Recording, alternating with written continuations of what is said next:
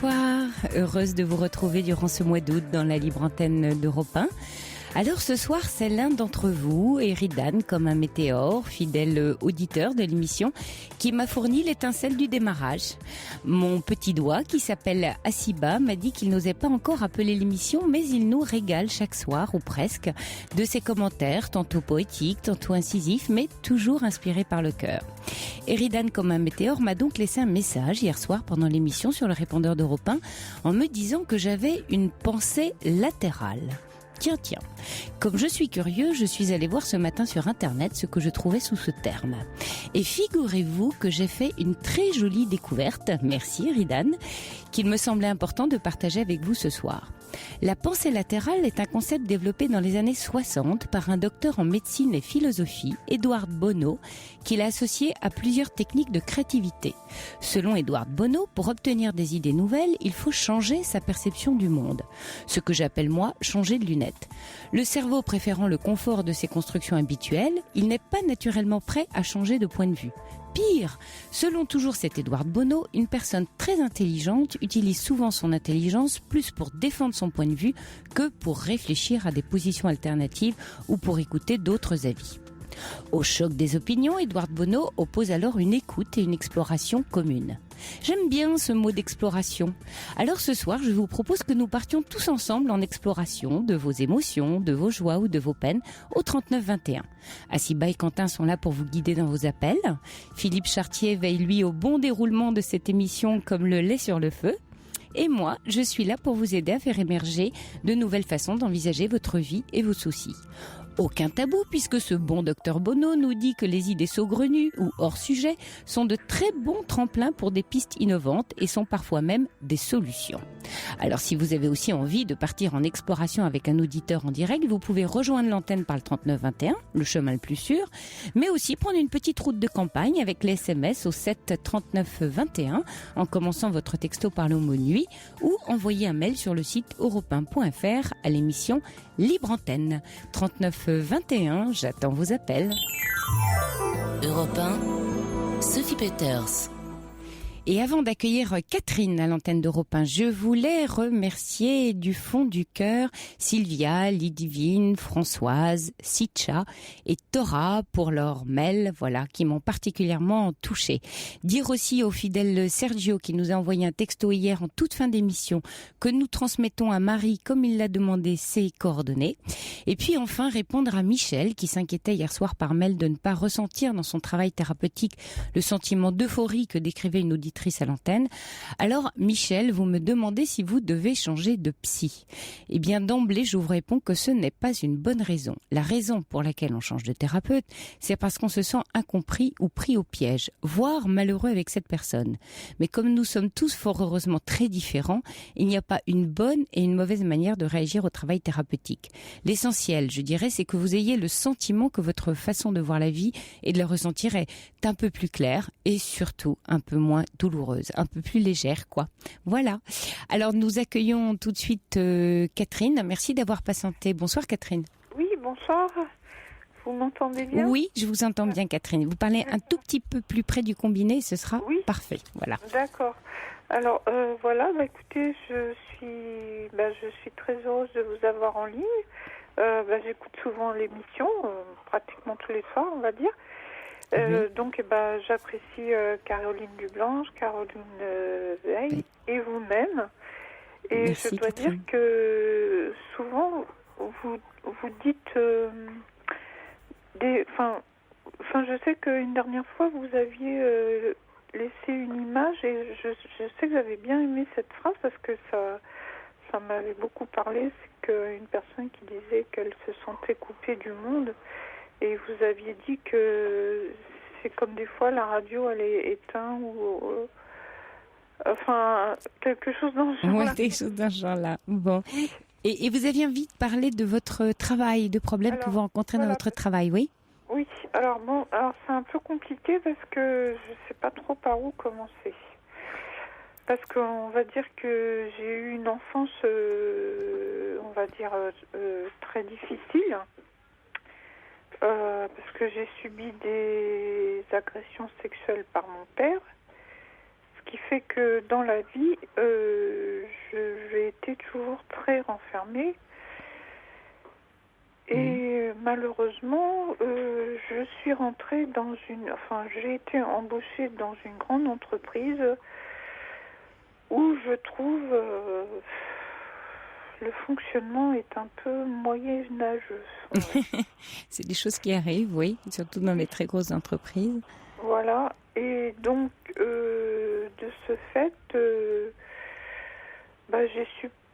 on va dire que parce que moi, dans mon esprit, le travail, on vient pour travailler, donc on accomplit sa tâche. Enfin bon, moi, j'accomplissais ma tâche correctement. Et donc, moi, dans mon esprit, quand on accomplit sa tâche correctement, on est rémunéré en fonction et augmenté ou promu en fonction de ce qu'on a accompli. Et dans ce genre d'entreprise, ce n'est pas le cas. C'est-à-dire ? En fait, on va dire que c'est alors il y a beaucoup de hiérarchie dans cette entreprise et beaucoup de postes sont détenus par des hommes. Et donc, dans cette entreprise, si on n'a pas un physique qui correspond à certains critères, c'est pas le travail qui compte, c'est le physique qui compte. Voilà. Pourquoi ? Parce que, oui. Oui, on va dire ça comme ça. Mais vous avez, je sais pas, il y a des éléments concrets ou tangibles, oui. Oui, j'ai des éléments probants parce que, en fait, si vous voulez, quand j'étais embauchée dans cette entreprise, au début, j'étais embauchée par une dame très gentille. Donc, j'étais jeune à l'époque, j'avais 18 ans. Oui. Vous y êtes toujours là, Catherine ? Et oui, je suis toujours dans cette entreprise. Et vous avez quel âge ? Et là, j'ai 57 ans. Oui. Et donc, j'ai commencé en étant employée. Oui. Et donc, je suis quand même arrivée par mon travail, malgré tout, à un niveau technicien. Oui. Alors que je n'avais qu'un CAP de sténodactylo. D'accord. Voilà. Oui, Et donc, au début, ça se passait bien parce que j'étais avec des dames très gentilles. Et malheureusement, le service a changé. Et après, je me suis retrouvée dans un service où là, j'avoue que je ne comprenais rien. Et en fait, j'ai fini par comprendre que en fait, c'était pas le travail qui comptait, c'était l'aspect physique, voilà. Parce que en fait, j'ai occupé un poste parce que j'étais employée. Après, donc par mon travail, j'ai quand même réussi à être secrétaire. Et puis comme au secrétariat, dans les grandes entreprises, il y a souvent des commérages, des trucs, machin. Et puis moi, j'avoue que c'est pas je fonctionne pas comme ça. Donc j'ai fait tout pour échapper à ce genre de travail et plutôt pour me retrouver dans un poste un peu indépendant. Oui, donc aujourd'hui vous avez un poste... Non, disons que j'ai fait plusieurs postes et ce qui m'a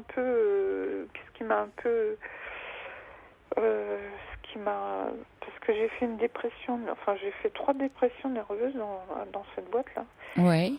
Parce qu'en fait, j'ai été assistante de documentation en suivant une formation. Donc j'étais contente parce que j'étais un peu indépendante. Je gérais mon travail comme je voulais. Oui. J'avais un chef qui me faisait confiance. Puis malheureusement, le service a encore éclaté. Je me suis retrouvée avec des anciens chefs qui ne tenaient pas compte du travail, mais tenaient compte de l'aspect physique. Voilà. Pourquoi ? Est-ce qu'on vous faisait des remarques ? Non, c'est-à-dire que ces hommes-là, on va dire, préféraient... Des jolies filles ? Pardon ? Des jolies filles ? Voilà, c'est ça, Ouais. on va dire ça comme ça. Voilà, donc... Et Catherine, j'ai une question. Vous dites que vous avez fait 3 dépressions en restant dans cette entreprise. Oui. Vous avez pas tenté d'en changer, de chercher un travail ailleurs qui vous convienne mieux ? Non, parce que j'étais tellement... Parce que Parce que si vous voulez, ce qui m'est arrivé, c'est que du jour au lendemain, on m'a enlevé de ce poste d'assistante documentaliste là, sans me prévenir. Le nouveau chef qui était là, physiquement, moi, je correspondais pas secrétaire. Et puis, il a été très agressif. Je le voyais, il m'avait convoqué pour un entretien alors que je le voyais pour la première fois. Il a été très agressif avec moi dans son comportement. Et moi, à cette époque, si vous voulez, je savais pas me défendre. Ouais, vous sentiez pas perdu, quoi. Et de me retrouver comme ça le jour au lendemain, quand je me pris mon poste, sans savoir pourquoi, et qu'on me mette une chef à ma place avec une autre collègue, et puis la chef et la collègue là m'ont écartée. Oui, vous aviez pas l'énergie, mais après quand vous avez resté très longtemps, vous êtes depuis très longtemps dans cette entreprise, dans des périodes où ça allait mieux, vous aviez retrouvé un peu d'énergie. Disons que j'ai quand même été arrêtée 3 ans pour dépression nerveuse quand même. Voilà. Oui. Mais bon, parce que je comprenais pas pourquoi ça m'arrivait. Mais dans l'arrêt des 3 ans, j'imagine que vous avez mené un peu un travail sur vous-même et que... Malheureusement, c'est que je ne connaissais pas de psychiatre et je n'avais pas trouvé le bon psychiatre. Justement. Mais le médecin qui vous a arrêté vous a pas orienté? C'est mon médecin de famille, mon médecin généraliste. Oui, et lui vous a pas orienté sur quelqu'un? C'est lui qui vous a prolongé vos arrêts tout le temps? Oui, voilà, c'est ça, oui. Et puis à l'époque... je me contentais de ça et puis il me donnait des antidépresseurs et puis j'avoue que les antidépresseurs à l'époque que j'avais pris m'ont encore rendu encore plus dépressive. Oui, ça peut arriver sur certaines personnes, oui. Oui. Il y a des gens qui supportent pas. Ouais. Voilà, donc. Mais vous voyez, je suis étonnée par l'histoire que vous me racontez parce que 3 ans c'est long. Aujourd'hui, la psychologie est quand même sur la place publique. Il y a des journaux, on en parle. Il y a des émissions. Il y a des moyens de. J'ai quand même essayé, mais j'ai pas rencontré de bon. Ouais. J'ai pas eu cette chance. Et puis il y a puis en fait j'avais quand même des gros problèmes puisque avec mon enfance que j'ai eue, j'étais vraiment très renfermée, très méfiante vis-à-vis des gens. Donc même si je travaillait bien, mais oui, bien je sûr. parlais pas aux gens. Ça je comprends, Catherine, mais quand on a malheureusement une enfance traumatisante comme la vôtre. Après, il y a dans sa vie d'adulte un travail à mener de réparation, voire de résilience, comme dirait Boris Cyrulnik. Et après, c'est de notre à la fois responsabilité et liberté de prendre soin de nous. Mais ça, sinon, c'est la faute de nos parents toute notre vie et on s'en sort pas. Oui, mais comment dire, si on n'a personne qui vous conseille, parce que j'ai 57 ans maintenant. Ça, quand j'ai été victime d'inceste, c'était il y a 50 ans, même plus que ça, parce que ça a commencé, j'avais l'âge de 3 ans. Donc à cette époque, on n'en parlait pas de ça. Non, vous avez raison. Mais puis de toute façon, c'est un travail très très très très long et très. Moi, j'ai gardé ça en secret toute ma vie. Je savais pas à qui en c'est ça. Ouais, je comprends. Maman, elle n'était pas au courant. J'en ai parlé à personne. Je savais pas. Et aujourd'hui, Catherine, vous en êtes où alors? Alors aujourd'hui, écoutez, parce que comme je vous ai dit, j'ai fait 3 dépressions au travail parce que. Forcément, je trouvais que ces hommes, ces chefs d'entreprise avaient un comportement plutôt bizarre, quoi, pas normal, quoi, parce que voilà, donc ça, c'est vrai que ça, Et il y a 3 ans, mon médecin généraliste, parce que je suis toujours passée par mon médecin de famille, parce que je connaissais pas de psychiatre, voilà. Mon médecin généraliste a trouvé un psychiatre, vraiment par hasard. Et là, j'ai eu beaucoup de chance parce que j'ai vraiment trouvé un bon psychiatre, un psychiatre psychologue. Et je dois dire que depuis 3 ans, j'ai quand même changé. Oui. Parce que là, on va dire, j'ai encore subi des malveillances au travail. Bah, ça m'a perturbée, mais moins. Mais j'arrive quand même à m'en remettre. Je veux dire, voilà. Mais ce que je comprends pas, c'est que au travail, les gens sont presque à s'entretuer pour trouver, je comprends pas ça, ce genre de fonctionnement, quoi. Mais aujourd'hui, dans le monde du travail est très violent et très douloureux dans beaucoup d'entreprises, parce que surtout depuis la crise financière où les entreprises sont très tendues sur leurs résultats et leur activité. Donc forcément à l'intérieur, les salariés qui y sont à la fois ballottés, pressurisés. Donc la vie au travail est aujourd'hui, on dit que la souffrance au travail, ça sera un des grandes pandémies des années qui viennent, dont on sait que c'est difficile. En même temps, vous avez, je parlais de lunettes en introduction de cette émission, avec l'enfance dramatique que vous avez vécue, vous êtes forcément encore plus exposé dans un lieu collectif qu'une autre personne, et donc ultra sensible à ce qui se passe entre les gens. Et l'univers du travail est un univers un peu clos quelquefois, qui peut être effectivement d'une extrême violence, et dont, quand on est ultra sensible comme vous, qu'on a été malmené enfant, forcément c'est des univers qui sont difficiles à vivre. Donc vous voyez peut-être encore plus d'ennemis, vous voyez qu'il n'y en a. Ça peut être possible. C'est-à-dire que là, franchement, je trouve que vraiment là, j'ai été embarquée dans un drôle de truc, quoi, parce que bon, quand j'ai repris le poste là, bon, mon psychiatre m'a quand même, je trouve, bien remis quand même. Donc on m'avait bien accueillie, on m'avait bien expliqué le travail, donc j'étais contente. Et j'avais une collègue là qui m'avait invitée à déjeuner avec elle. Et puis cette jeune femme, enfin elle a 50 ans, mais une jeune femme. Tout de suite, elle m'a parlé de ses problèmes, de ses problèmes personnels. Oui. Donc c'est une femme qui a vécu avec un compagnon et qui a été battue.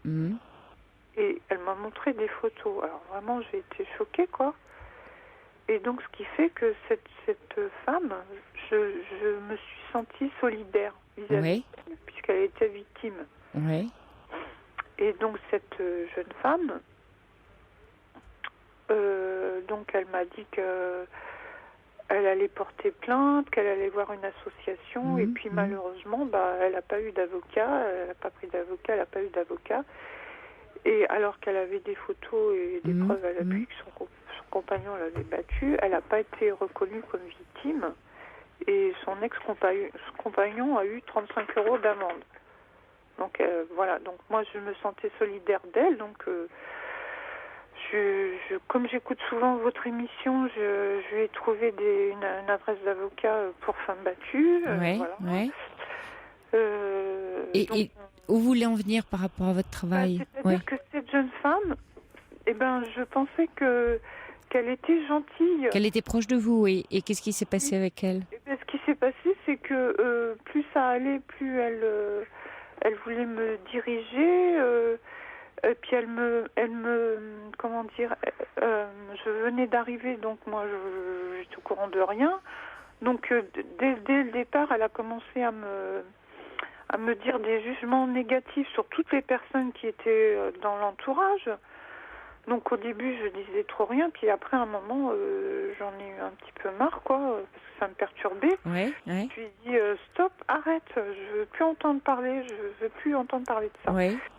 Et puis donc les personnes sur lesquelles elle portait des jugements négatifs, après je la voyais parler avec elle et faire la bise et aller boire un café. Oui. Alors moi je comprenais rien. Vous comprenez plus, oui.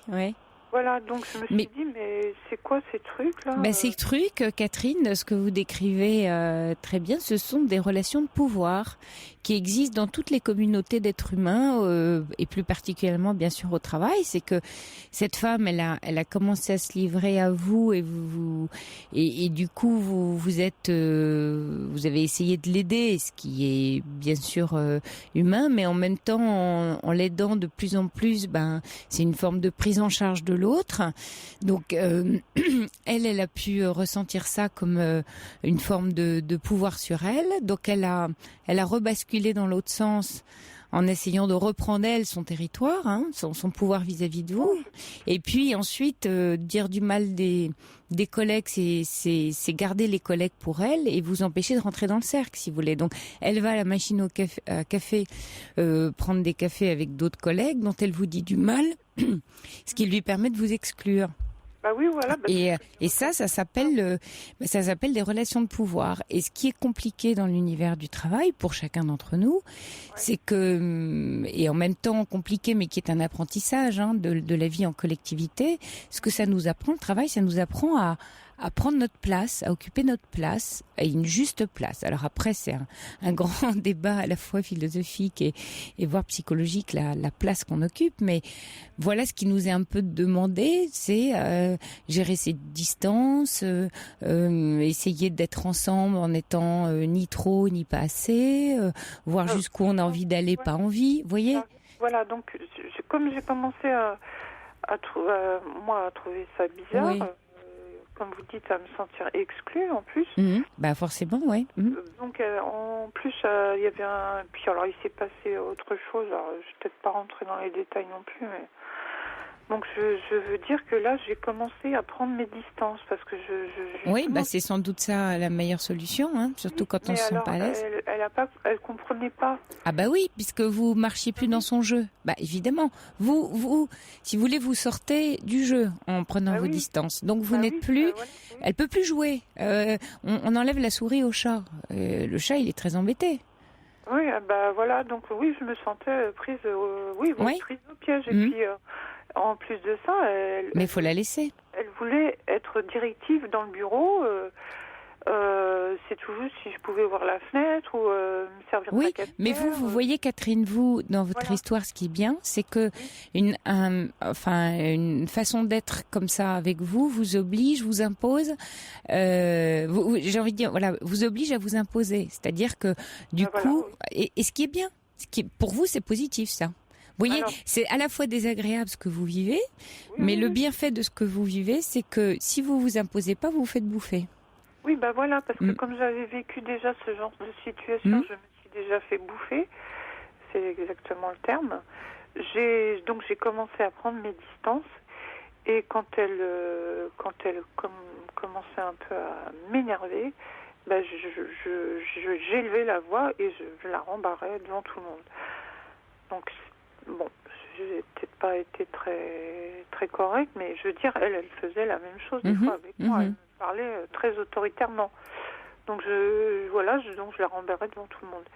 Et donc c'est vrai que je me suis dit elle va aller raconter des choses négatives sur moi à tout le monde. Alors j'ai commencé vraiment à me sentir pas bien. Et j'en ai donc parlé à mon psychologue. Il m'a dit, Martine, vous êtes... Oh, pardon, Catherine.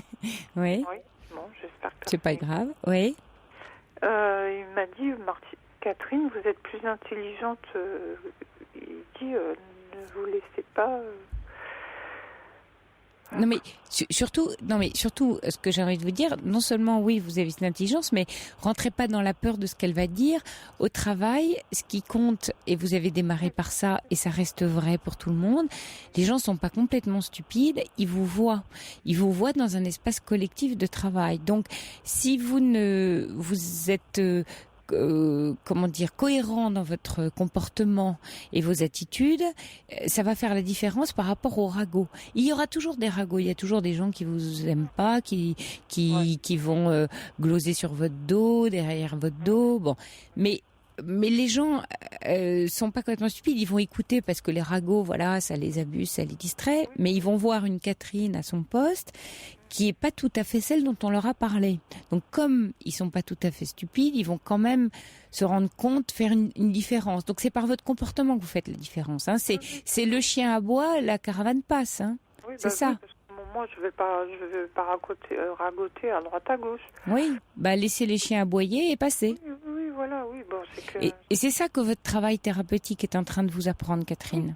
Donc c'est vrai que je l'ai rembarré plusieurs fois. Et puis il faut dire qu'en plus, il y avait des intérimaires là qui me faisaient des propositions sexuelles au bureau. Alors ça a commencé à cause d'un intérimaire. Donc là, j'en ai eu ras-le-bol. J'ai informé ma chef et l'assistante sociale. Parce que là, je trouve que ça dépassait les bornes. Donc j'en ai eu ras-le-bol. Voilà. Catherine, c'est bien. Donc là, vous voyez, dans votre témoignage de ce soir, vous nous montrez que vous êtes bien débrouillé, que vous êtes en bon chemin, vous êtes parti de très très loin et vous êtes en train d'arriver. Donc c'est très positif. Je me demandais, parce que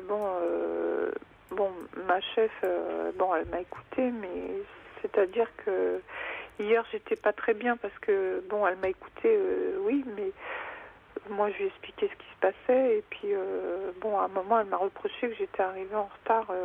Oui, mais il faut voir une chose, Catherine, c'est vous ne voyez pas ce que venait faire le truc par rapport à... Mais non, c'est que vous lui posez un problème. C'est que maintenant vous avez dit, donc laissez-la essayer de démêler les fils, mais n'en faites pas trop non plus parce que dans le monde de l'entreprise, là encore, c'est bien d'aller voir sa hiérarchie pour signaler un souci, mais ne pas devenir le souci lui-même. C'est toute la nuance, vous voyez. Je rien, je supportais tout. Donc j'ai dit là, je vais pas encore me laisser bouffer, me faire dénigrer, vous voyez. Non, Catherine, mais là maintenant, ça y est, vous l'avez dit. Donc laissez maintenant les choses suivre leur cours et faites un peu confiance, à la fois en vous, dans votre attitude et dans votre hiérarchie. Oui. Alors c'est ce qui s'est passé, c'est que hier, donc j'ai expliqué ça à ma chef. Puis comme j'étais trop dans l'émotion, parce que ma chef elle m'a proposé de faire, d'en parler toutes les trois avec ma collègue, qu'on éclaircisse les choses toutes les trois. Eh ben c'est une bonne chose ça. Oui. Donc hier j'étais trop dans l'émotion, j'ai dit non. Et puis j'ai été voir l'assistante sociale, elle m'a un peu recadrée. Et hier soir j'ai réfléchi, j'ai dit soit je prends la fuite, ce que je faisais avant. Soit je prends mon courage à deux mains. Et donc ce matin, on a eu la réunion. Et comment ça s'est passé? Et donc, bien sûr, la personne a nié certaines choses. Mais finalement, j'ai laissé couler un petit peu, on va dire, parce que elle a reconnu certaines... j'ai laissé quand même couler un peu, quoi. J'ai pas voulu trop insister. Parce que moi, je pense qu'elle a compris maintenant, la personne, qu'il fallait pas trop qu'elle m'embête, quoi. Ouais.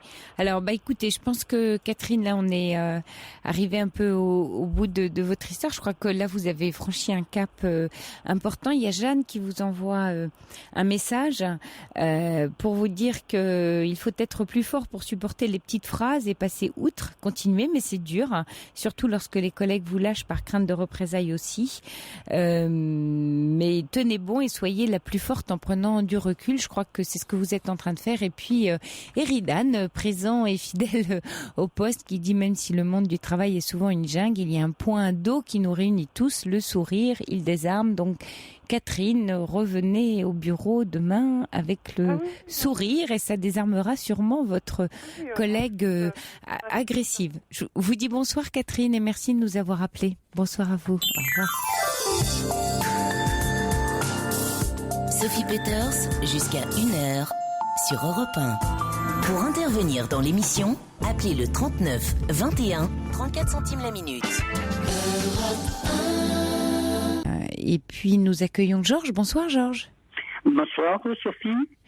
Je voudrais tout d'abord vous remercier de m'offrir l'occasion de m'exprimer. Merci à vous de nous appeler. Merci. Voilà. mon problème est un problème de solitude et d'isolement social. Je suis âgé de 88 ans et mon épouse est âgée de 87 ans. Ouais. Vous avez une voix très jeune, Georges. Pardon ? Vous avez une voix très jeune. Oui. Vous faites pas votre âge, comme on dit. Et Oui. même à la voix. Oui. Merci.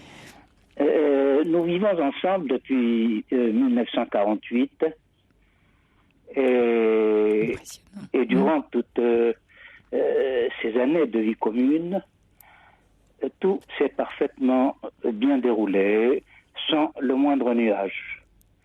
Et voilà Formidable. que depuis 2 ans, à la suite d'un accident, mon épouse s'est retrouvée à l'hôpital avec de multiples fractures, Aïe. y compris les 2 cols du fémur, dont elle s'est miraculeusement remise. Oui. Mais l'accident a provoqué chez elle des troubles neurologiques que les services hospitaliers avaient diagnostiqués comme étant une démence frontale. Oui. Durant 2 années, je me suis occupé d'elle. J'ai dû faire face à des situations extrêmement difficiles, mais je n'ai jamais baissé les bras. Quand subitement nous avons reçu du tribunal un courrier nous informant, car le courrier était adressé à mon épouse, que son état nécessitait sa mise sous tutelle à la suite d'un rapport qui avait été adressé aux services sociaux par les services hospitaliers. J'étais convoqué par la juge de tutelle, j'ai été auditionné, et elle m'avait d'ailleurs paru très embarrassée, car les motifs fournis par le service de gérontologie n'étaient plus d'actualité. La juge de tutelle a demandé un complément d'enquête qui a été confié à l'UDAF, en me conseillant vivement de placer mon épouse dans une maison de retraite. Oh, alors que vous êtes là, oui. J'ai pu trouver une maison de retraite à proximité de mon domicile, où elle s'y trouve depuis 2 mois. Oui. Elle est très, très malheureuse. Et oui, et vous aussi. Je vais la chercher tous les week-ends, mais à chaque fois, au moment de la reconduire à la maison de retraite, elle se met à sangloter, Oui. car elle a manifestement beaucoup de mal à s'adapter. Oui, mais il y a quelque chose que j'ai du mal à comprendre, Georges, qui me paraît un peu absurde, c'est qu'en fait vous en occupiez, vous étiez d'accord, et vous aviez encore, la bonne énergie pour vous en occuper. Le juge, ou le service de gériatrie a pas pris ça en compte plutôt que de la mettre dans une maison de retraite. J'ai du mal à... La maison de retraite, elle est parce que, si vous voulez, dans le rapport... Parce qu'elle a besoin de soins intensifs. Oui. Ils avaient indiqué que moi-même, j'étais épuisé. Parce que, évidemment, je marche avec une canne car j'ai une vieille blessure de guerre à la jambe. Et évidemment, quand on a une jambe blessée, même 10 ans après, on s'en ressent encore. Bien sûr. Oui. Et encore davantage maintenant, sans doute, que dans le passé. Alors, ils avaient, sans me connaître, le chef de service de gérontologie avait dit que j'étais complètement épuisé. Que sans vous écouter, ma femme allait se trouver en danger. Démunie, oui. Et c'est pour cela qu'ils avaient conseillé, donc...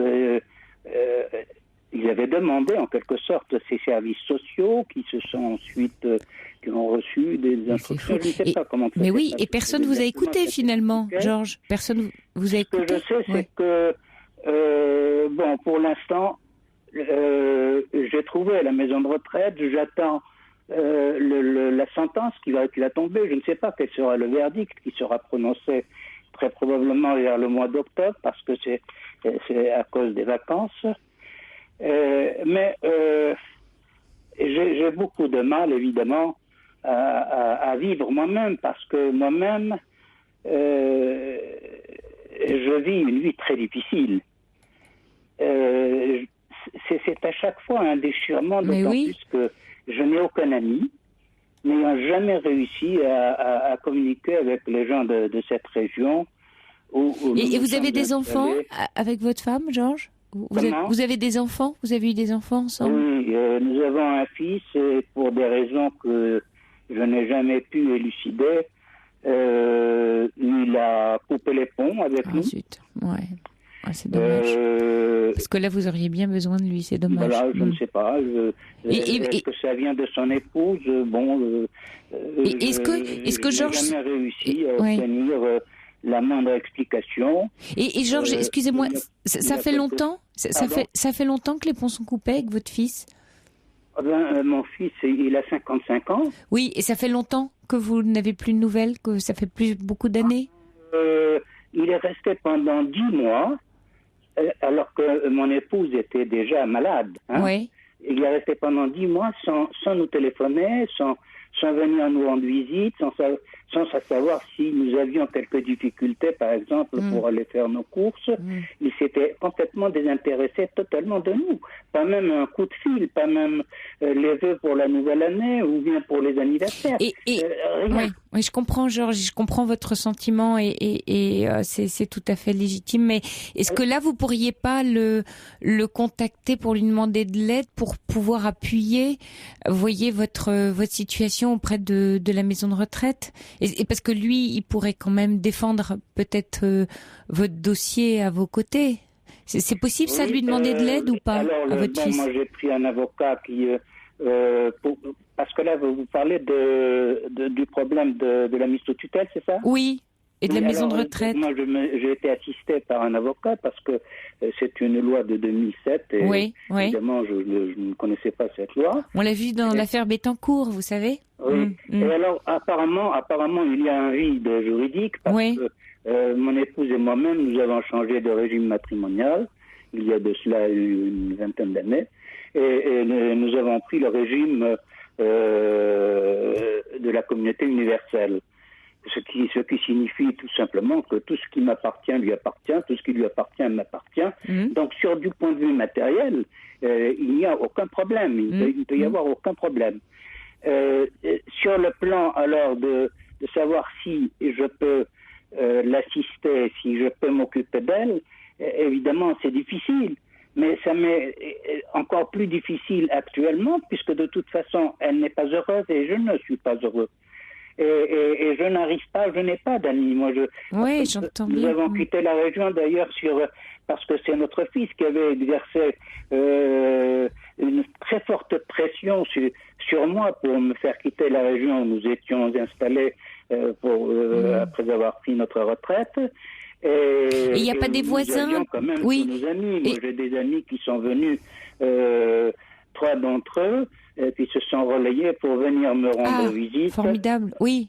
Parcourant 1200 km aller-retour, et accompagnés de leur conjoint, simplement pour m'apporter un peu de réconfort. Ils savaient que j'étais en difficulté, que j'étais en détresse. D'accord. Est-ce que là, vous pouvez les recontacter, ces amis, pour vous soutenir dans ce dossier ? Et est-ce que votre objectif, est-ce qu'il est possible de discuter avec la direction de la maison de retraite pour envisager que votre femme revienne au domicile ? Si je veux la retirer parce que c'est le contrat qui a été signé avec la maison de retraite, c'est moi qui l'ai signé. Oui. Et le contrat le stipule clairement. Si je veux, c'est la ramener à la maison. Alors, d'accord. Je peux le faire sans aucune difficulté, moyennant tout simplement un mois de préavis, n'est-ce pas ? Et pourquoi vous prendriez pas un auxiliaire de vie pour vous aider tous les deux à la maison ? Aujourd'hui, c'est possible. Non, mon fils ne veut pas et je crois que c'est sa femme. Bon, c'est une femme qui... Mais votre fils veut pas, là, c'est vous qui décidez, là. Attendez, Georges, c'est pas vous, votre fils qui décide ou pas de prendre un auxiliaire de vie. Comment ? C'est pas votre fils qui va décider pour vous de prendre un auxiliaire de vie. Non, la décision de faire venir mon épouse, j'ai pas besoin de de mon fils. Bien entendu, je peux c'est pour ça la décision moi-même. Simplement, c'est ça qui m'a amené d'ailleurs à vous consulter, c'est parce que j'en ai fait état à mon médecin traitant et qui lui m'a évidemment vivement déconseillé d'entreprendre cette démarche, car il estime que l'état de mon épouse ne pourra aller qu'en s'aggravant. Alors, elle a la maladie d'Alzheimer, c'est ça, votre épouse? Comment? Elle a la maladie d'Alzheimer? Oui, c'est la maladie d'Alzheimer qu'on appelle, parce qu'il y a plusieurs variantes. Il y a plusieurs variantes, oui, c'est pour ça. J'ai consulté Internet et j'ai pu voir qu'il y avait, par exemple, la démence frontale est une variante de la maladie d'Alzheimer. Alors effectivement, et depuis 2 ans, son état va en s'aggravant, bien qu'elle ait quand même par moments des moments de lucidité extraordinaires. Et moi, je souffre terriblement parce que je ne sais plus, je ressens un grand vide autour de moi. Mais oui.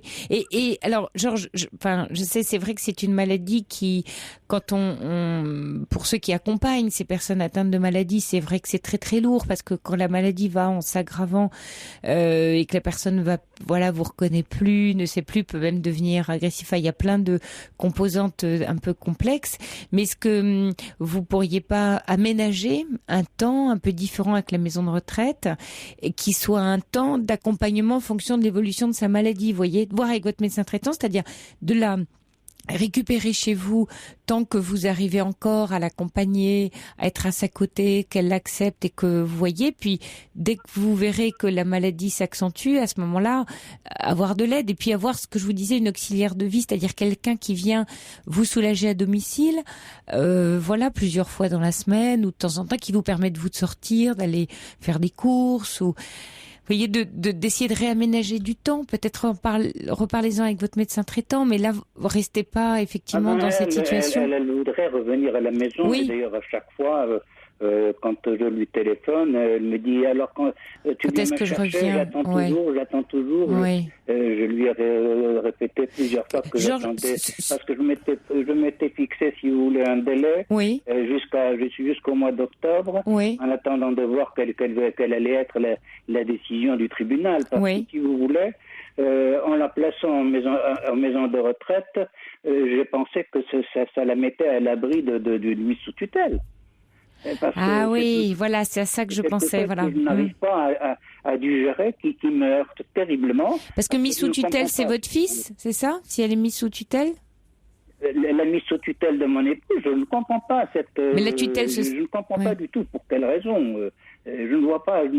Parce que le rapport qui avait été produit disait, n'est-ce pas, que mon épouse n'était pas capable d'assurer elle-même sa toilette, qu'elle ne pouvait pas s'habiller ou se dévêtir. C'était vrai lorsqu'elle était à l'hôpital, pour l'excellente raison, c'est qu'elle avait des fractures à la main gauche et sa main était immobilisée dans une attelle. Donc il est difficile évidemment de s'habiller ou de se dévêtir lorsqu'on a une main immobilisée dans une attelle. Bien sûr. Et là, les fractures qu'elle avait à la jambe l'immobilisaient dans le lit, donc la toilette, c'était les services hospitaliers qui l'assuraient. Mais après, au moment, parce qu'il s'était écoulé un certain nombre de mois, la situation n'était plus du tout d'actualité. D'accord. Est-ce que vous pouvez faire appel avec un avocat de ce jugement?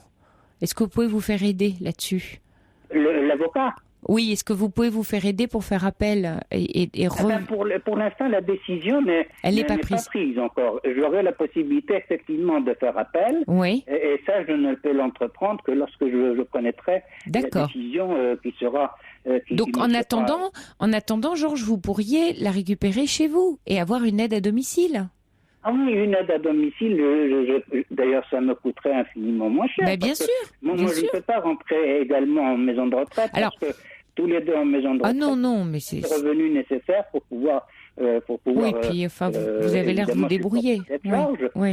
Mais pour prendre j'ai une femme de ménage qui s'occupe du ménage de la maison, que je suis prêt d'ailleurs évidemment à tripler le temps qu'elle consacre à faire le ménage afin de pouvoir Georges, mon épouse et m'aider. ça c'est quelque chose que... Mais bon, le docteur, évidemment, lui, il s'appuie un petit peu sur mes antécédents parce qu'il faut dire que en dehors de ma blessure de guerre, j'ai eu un triple oui, pontage. Mais je voulais vous dire quelque chose. Voilà. Alors, j'ai quand même une santé qui a été un petit peu malmenée. Hein. Oui, mais alors justement, moi, ce que j'entends en même temps, c'est que vous êtes tiraillé entre votre médecin traitant qui vous le déconseille fortement, mais vous avez très envie d'autre chose et vous êtes assez déterminé. Vous m'appelez ce soir finalement pour me dire voilà, moi j'ai envie qu'elle revienne et j'ai bien envie de m'occuper d'elle. Mais à vous entendre, hein, est-ce que j'entends là de votre histoire? Moi, je préférerais qu'elle vienne. Bah oui, donc moi j'aurais plutôt tendance à vous dire faites. Georges, écoutez, enfin les médecins sont souvent pleins de précautions et ils ont raison. Loin de moi l'idée de juger et leur diagnostic est sûrement très très pro, mais en même temps, quelquefois la nature, l'énergie, l'amour peuvent faire des miracles. Et j'entends à votre voix et à la détresse de votre femme que vous avez besoin d'être ensemble. Tant que vous pouvez l'assumer, reprenez-la à votre domicile. Et si en octobre ou novembre vous voyez que c'est trop lourd, il sera toujours temps qu'elle reparte en maison de retraite. Mais en attendant, et faites-vous aider avec une aide à domicile. Vous voyez, je reçois des SMS là vous concernant. Plusieurs. Alors lundi, Georges, le véritable accident et cette séparation entre votre femme et vous, pourquoi ne pas prendre une auxiliaire de vie pour vous aider tous les deux? Un autre qui dit pourquoi ne pas demander une aide à domicile, n'écoutez pas votre fils et vous quand votre épouse serait plus heureux. Hein? Je peux l'avoir, bien sûr.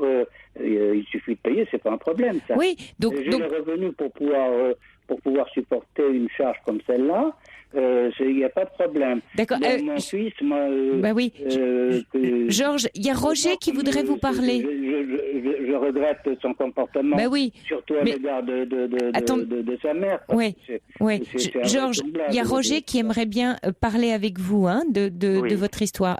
Bonsoir Roger, vous êtes là? Bonsoir, oui, je suis là, Sophie. Oui. Bonsoir Georges, cher Georges. Bonsoir.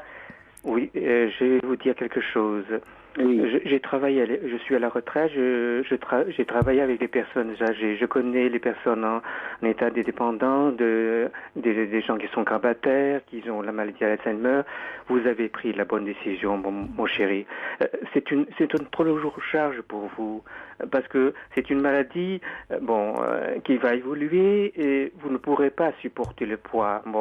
Et là, vous devez changer une attitude, c'est-à-dire que vous croyez que votre bonheur, parce que vous trouvez de solitude, que ça devienne de l'extérieur de vous. Mais le bonheur, il est en vous. Donc c'est à vous de rectifier les choses, de trouver un point d'équilibre. Vous avez pris la bonne décision. Bon, je veux pas vous influencer, je veux pas... Oui, Roger, moi je voulais vous demander quelque chose. Est-ce que ce serait pas possible, parce que c'est un peu ce que j'imaginais, que Georges puisse reprendre un petit peu sa femme au domicile quelques mois, et après, en attendant, vous voyez, l'évolution, c'est-à-dire de s'adapter plus à l'évolution de la maladie telle qu'elle arrive, parce que je suis d'accord avec votre diagnostic, et vous avez raison, on sait que cette maladie évolue, mais on ne sait pas à quel rythme, et c'est vrai qu'à terme, Georges ne pourra plus s'occuper d'elle constamment, mais est-ce qu'il n'y a pas un temps intermédiaire à trouver avec une auxiliaire de vie pour que ce soit moins douloureux, puis surtout moins violent, là, c'est très dur. Mais comme ils sont tellement fusionnels que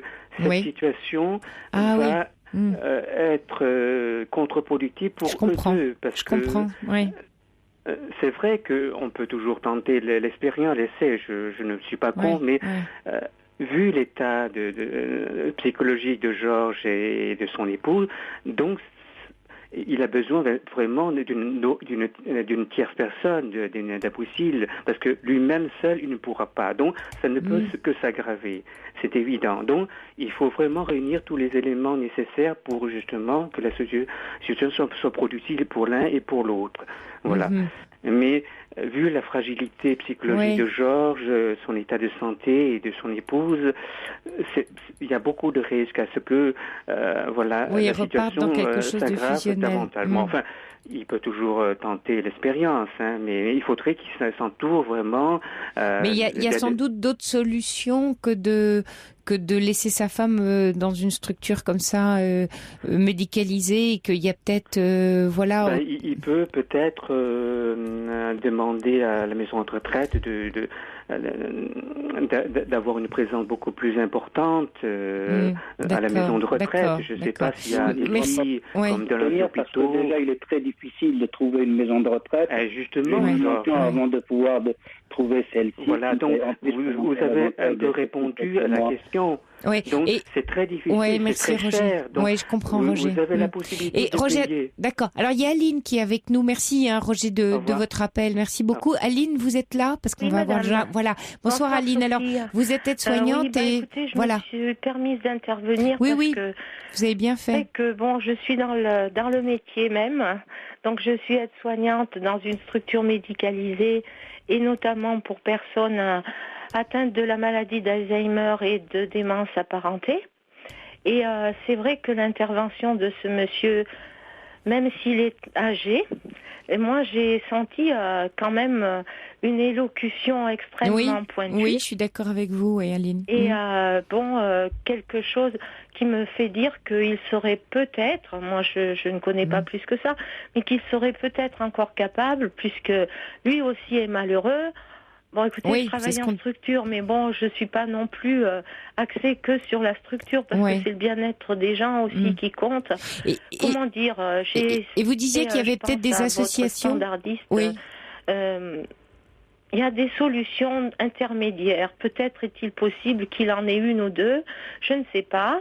Enfin, moi, ce que j'ai en tête, qui me vient en tête... Oui, parce qu'on a le journal qui arrive, de toute façon, elle va être un jour ou l'autre, si la maladie progresse, ça dépend comment. Elle va être un jour ou l'autre amenée à être en structure médicalisée. Mais peut-être que pour l'instant, il y a des solutions intermédiaires. Je disais, il y a l'accueil de jour. Oui, c'est une bonne là où idée. je travaille, par exemple, il y en a, c'est dans le Puy-de-Dôme. Oui, donc, il y en a une, effectivement. Par exemple, on dépose la personne vers 10h, on la reprend le soir vers alors attendez, vous parlez tous les deux en même temps là, mais Georges vous a entendu effectivement. Et est-ce que Georges, vous avez essayé cette solution non, je n'ai pas essayé parce que propose Aline. Mon épouse n'a pas accepté cette idée-là. Elle n'a pas accepté. Non, elle n'a pas accepté. Vous savez, c'est une personne qui finalement, elle ne s'extériorise pas. Hein. Alors, donc, si vous voulez, elle a du mal à... C'est pour ça, d'ailleurs, qu'elle rencontre des difficultés pour s'adapter à la maison de retraite, parce qu'elle reste confinée dans sa chambre et elle ne fréquente personne. Oui. Et oui, mais justement, si je peux me permettre, maintenant, c'est juste une piste, hein, c'est pas du tout... je me permettrai pas, mais l'accueil de jour, c'est un tremplin, on va dire, entre guillemets, entre la maison et la structure plus tard. Enfin, plus tard, ça dépend les délais et l'évolution de la maladie.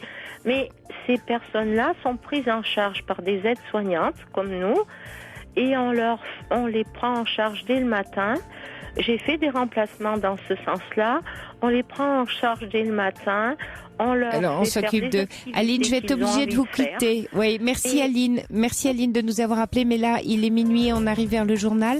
Merci Aline de vos conseils. Merci à Georges.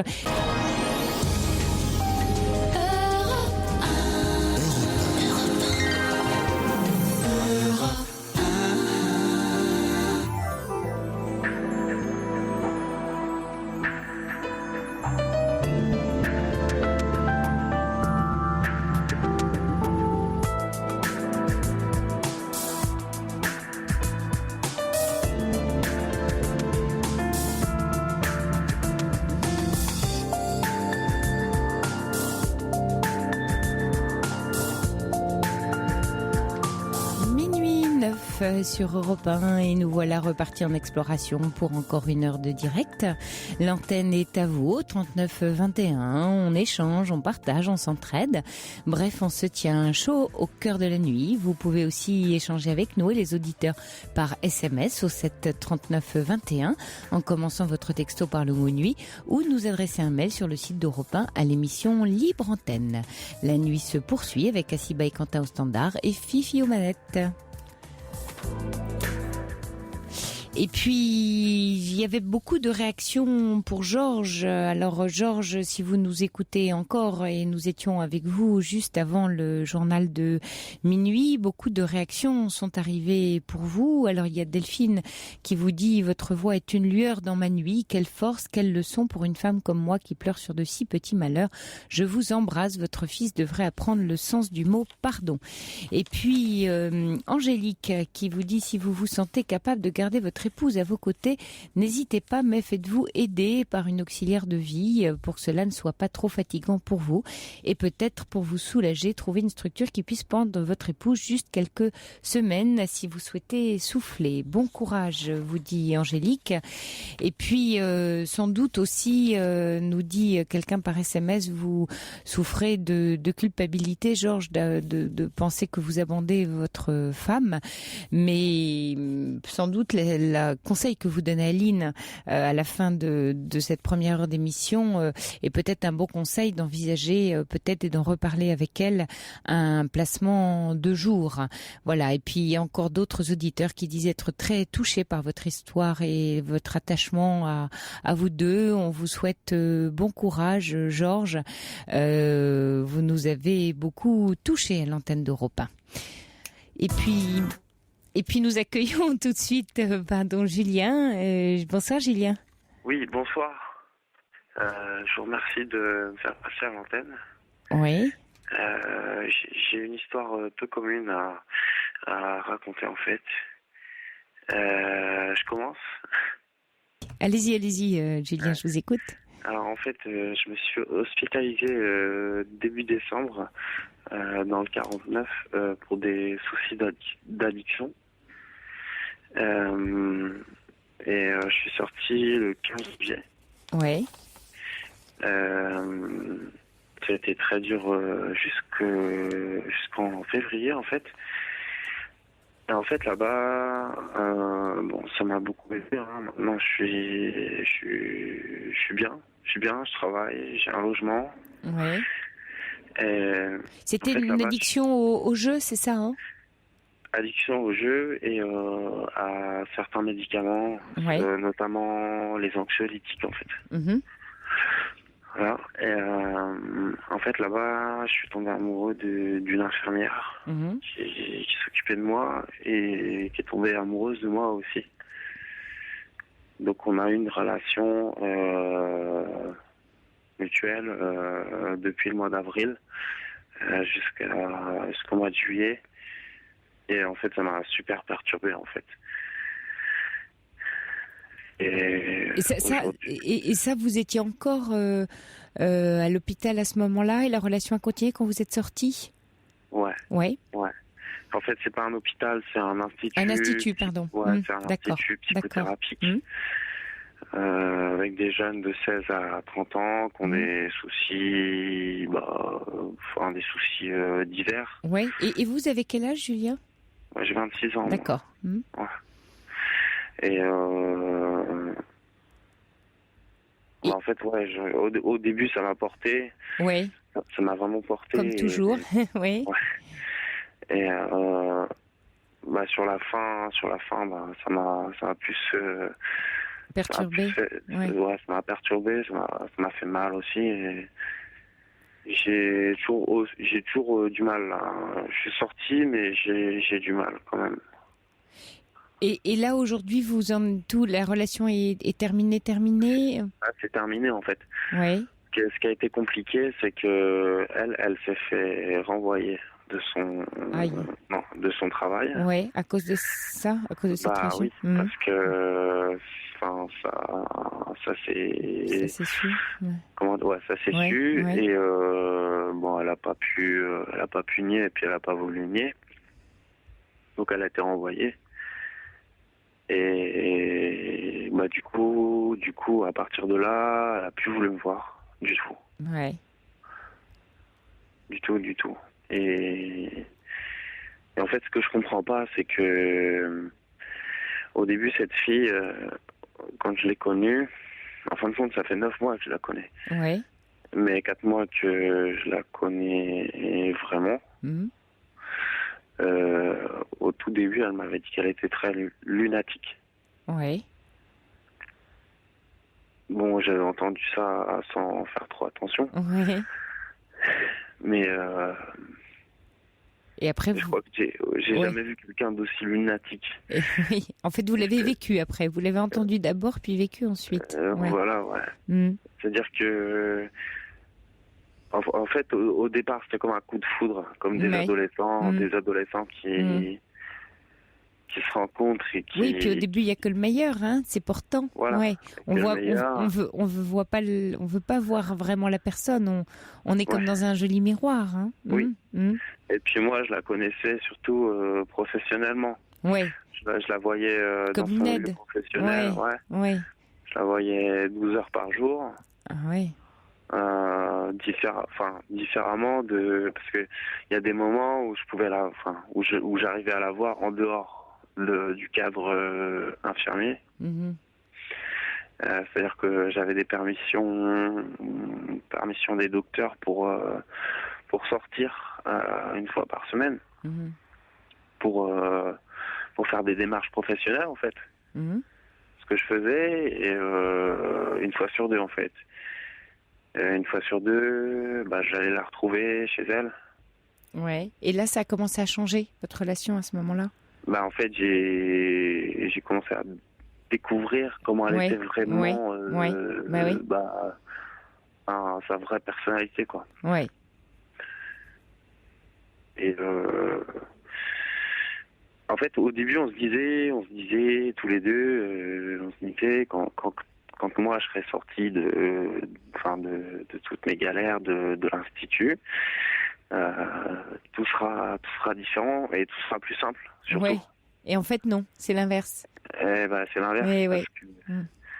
C'est l'inverse parce qu'il y a plus les barrières du soin, tout ça. Il n'y a plus le cadre. Il n'y a plus le cadre, mais il y a nos vraies personnalités qui se rencontrent et ça marche pas, quoi. Ouais. Ça marche pas. Et vous savez, Julien, souvent, il y a des rencontres comme ça qu'on fait dans la vie, qui sont des mains qu'on attrape, que chacun attrape, pour faire un petit bout de chemin, parce que c'est le moment juste, hein, et que ça nous aide à franchir une étape, comme vous, ça a pu vous aider. Mais ce sont pas forcément des relations destinées à durer, parce qu'elles n'ont pas ce sens-là au moment où elles se nouent. Et là, elle avait un sens dans un cadre thérapeutique, une rencontre. Elle, de son côté, on ne sait pas. En tout cas, on sait mieux, bien sûr, là pour vous. Et puis, aujourd'hui, alors, j'entends bien que ce soit douloureux et nostalgique, mais c'est un peu comme un âge d'or, comme une petite bulle, vous voyez, que vous avez vécu, qui a été très, très forte, d'autant plus forte au moment où vous en aviez très, très besoin. Et c'est bien pour ça que ça a dû se nouer. Et puis aujourd'hui, c'est une invitation à être plus seul, mais à se construire autrement, sans elle. Totalement. Et il y a des choses que je comprends pas, en fait. Oui, par exemple. En elle, oui. Ouais. C'est que, en fait, elle a été très, très changeante dans ses sentiments et dans ses ressentis envers moi, en fait. Du jour au lendemain, presque. Alors, d'une part, elle vous avait mis un petit peu en garde sur sa personnalité, mais d'autre part, j'imagine que se sentant en danger dans son travail en raison de cette relation, ça a dû forcément complètement modifier son rapport à vous. C'est-à-dire que de quelque chose de bon pour elle, c'est devenu quelque chose de mauvais, pas vous, hein, mais encore une fois, la relation, on l'a amené vers autre chose. Et en même temps, c'est autant, c'est de sa responsabilité là pour le coup, hein. Je reçois un SMS vous concernant disant qu'elle a transgressé une règle déontologique, hein, un impératif éthique, et que du coup votre relation elle devait savoir en tant que personnel soignant que ce qu'elle faisait et qui était une source de déséquilibre. Elle savait ce qu'elle faisait, elle me le disait, elle me disait qu'elle avait peur et que c'était risqué, mais je pense qu'on avait des vrais sentiments. Oui, bien sûr. bien sûr. Que, comment dire, ouais, on avait les vrais sentiments. Oui, et puis elle, si puis, vous en voulez... fait, le truc, c'est que moi, je suis arrivé là-bas avec des gros soucis de santé. Oui. Et comment dire, c'était le dernier endroit où je pensais rencontrer quelqu'un. Et pour moi, ça a été très, très flatteur que quelqu'un s'intéresse à moi comme ça. Oui. C'est parce que c'est venu d'elle, en fait. C'est venu d'elle. Ah, vous voyez, ça change beaucoup de choses, Julien. C'est venu d'elle. C'est venu d'elle. Ouais. Donc, que vous l'ayez attrapée, vous voyez, comme une bouée qu'elle vous tendait, mais elle, visiblement, a joué quelque chose de pas très clair. Elle s'est mise en danger professionnellement, et ça la regarde. Elle a sûrement quelque chose, à régler dans sa vie. Si elle l'a fait, peut-être de façon inconsciente, mais le résultat est là. Donc, vous n'avez pas emporté les conséquences. Par contre, que ça vous fragilise, du coup, je le comprends. Mais vous n'avez pas à rentrer dans cette culpabilité. Vous voyez, vous n'êtes pas... Elle a sa responsabilité. C'est pas vous qui lui avez fait perdre de son travail. Non. Par rapport... ouais. Vous voyez justement, par rapport à ça, c'est que... je lui parlais de son attitude vraiment changeante. Pour moi, ça a été choquant.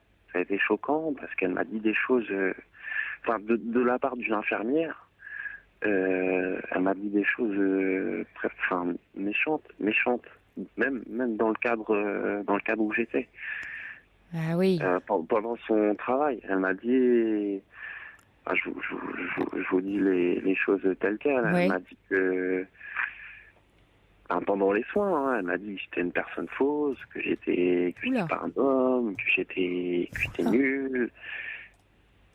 Vous savez, ça fait penser les individus lunatiques, quand ils le sont trop et de façon pathologique, et là ça semble être le cas, c'est que ce qu'on appelle un Janus à deux têtes, c'est-à-dire c'est Dr Jekyll et Mr Hyde, il y a deux masques, il y a un bon et un méchant qui cohabitent et qui montrent alternativement les deux masques. Alors elle répare et dans le même temps elle détruit. C'est terrible. J'allais dire quelque chose de peut-être un peu difficile, mais c'est peut-être mieux qu'elle n'ait plus son métier si c'est comme ça qu'elle agit. Parce que vous voyez, vous parlez de coup de foudre et d'amour, vous aimiez, mais là, elle a un comportement un petit peu perverse avec vous quand même. Qu'elle soit tombée folle amoureuse de vous dans le cadre de son travail et quelquefois on transgresse des règles et on a même des exemples dans l'histoire de très grandes transgressions par amour. Et ça, pourquoi pas. Mais là, on n'est pas dans ce registre-là. On est dans... avec le recul, je trouve... pour moi, c'est... de sa part, c'est une attitude malsaine. Ah oui, là il y a Prune qui vous dit elle a perdu son travail et elle a dérapé. Vous êtes devenu un problème, donc elle vous quitte. Vous savez, là, Julien, c'était à la fois j'ai envie de vous dire, garder le bon et lâcher le mauvais. Garder une des deux faces de la personne, c'est-à-dire le bien qu'elle vous a fait, et puis tous ces mots cruels et voire ces insultes, parce que ce sont des insultes. Lâchez-les parce qu'elles lui appartiennent. Ça ne vous appartient pas. Quelquefois, il faut savoir dans la vie, quand on sent quelqu'un vous dit comme ça des mots pas justes et blessants, il faut savoir les laisser à la personne et pas les prendre. Vous voyez, on a le choix. Oui. Ça a été très dur en fait. Bien sûr. Que depuis le mois d'avril jusqu'à juillet, j'étais toujours hospitalisée en fait. Ouais. J'étais suivie par des psys là-bas. Elle était infirmière parmi d'autres. Personne ne le savait. Et il fallait que je tienne le secret, elle aussi. Et maintenant, et maintenant que c'est... Secret. Oui. Non, je pense à une chose, c'est que maintenant qu'ils le savent dans cette institution et qu'elle est partie, est-ce que ça vous aiderait ou vous réparer un peu de cette histoire-là j'imagine qu'il y avait plusieurs psys qui s'occupaient de vous là-bas. Ouais. Est-ce que vous pourriez y retourner, vous voyez, en consultation libre, enfin retourner voir, je sais pas, des personnes avec qui vous sentiez bien, pour parler de cette histoire avec eux? Justement, moi, je suis allé lundi. Ah, vous y êtes allé mardi là, oui. Lundi. Et vous y avez été bien reçu, enfin vous avez pu trouver une oreille. Ça s'est bien passé. J'avais très peur du jugement. Je comprends. Mais c'était important, vous voyez, que vous retourniez, on va dire, sur les lieux du crime, entre guillemets, mais ça me semble important que vous alliez là où vous avez été blessé, et en plus, vous allez y trouver des gens qui vous connaissent l'histoire, et puis sont dans une démarche, eux, pour le coup, vraiment thérapeutique, et vont pouvoir vous aider à démêler les fils. Mais il y a une autre chose aussi, c'est que avec cette fille, pendant le temps qu'on était ensemble, je me suis senti comme une personne non... Enfin, j'ai oublié tous mes soucis, en fait. Oui. Je me suis senti comme une personne mais qui pouvait vivre une vie normale. Oui, mais parce que vous étiez en grande fragilité, vous êtes allé dans une relation fusionnelle du coup tout de suite, dans le coup de foudre. Mais faut pas vous en vouloir quand je dis ça, mais simplement ça explique. Et ça a eu un bon effet au départ, mais quelquefois les bons effets à haute dose, ça fait l'inverse. Et c'est un peu ce qui vous est arrivé, parce que là, si vous voulez, il y a un transfert qui se fait thérapeutiquement entre cette personne et vous, et là c'est pas bon. Là vous êtes plus dans le poison que dans le bon médicament. Mais ce qui me semble important, vous voyez, c'est bien, vous avez vaincu votre peur, vous y êtes allé mardi. C'est très très bien d'y retourner et d'essayer d'être un petit peu suivi pendant quelque temps pour en démêler les fils. Ça va vous aider, ça. Ça c'est prévu de toute façon. Oui, c'est prévu. Ok. J'ai beaucoup de mal à comprendre finalement. Oui, parce que la seule façon de le comprendre, Julien, c'est de vous dire que il y a toute une partie d'elle et de cette histoire qui ne vous appartient pas. Parce que quand vous cherchez à comprendre, vous cherchez à vous dire alors quelle responsabilité j'ai. Vous voyez, c'est ça. Et vous rentrez dans la culpabilité. Et ça, c'est très douloureux parce que vous vous détruisez et vous avez déjà fait tout un travail pour vous reconstruire. C'est pas le moment d'aller taper là où ça fait mal, vous voyez. Quand je me demande... quand je me pose des questions sur elle, je me demande ce que j'ai mal fait, en fait. Oui, bien sûr. Ben oui, parce qu'elle a mis le verre dans le fruit, puis pendant ce temps-là, ça diffuse des mauvaises ondes. Mais là, c'est presque une, presque une discipline que vous devez vous imposer, de vous dire non, c'est pas à moi, c'est pas à vous. Moi, je vous le dis, c'est pas à vous, c'est à elle. Quelquefois, dans une relation entre deux personnes, tout ne nous appartient pas dans la relation. On est toujours trois dans une relation. Il y a soi, il y a l'autre, et puis il y a une espèce de... Allez, on va dire... c'est une personne, je sais pas, une essence, qui est cette troisième identité qu'on crée à deux. Et quelquefois, elle est excellente pour chacun parce qu'elle nourrit.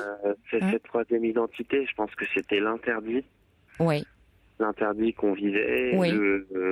Donc l'excitation. Voilà. Parce que dans l'addiction au jeu, tout ça, vous êtes dans l'interdit aussi, quelque part. C'est intéressant. Oui, ça renvoie à votre histoire. Avec le recul, elle m'a mis dedans, vraiment.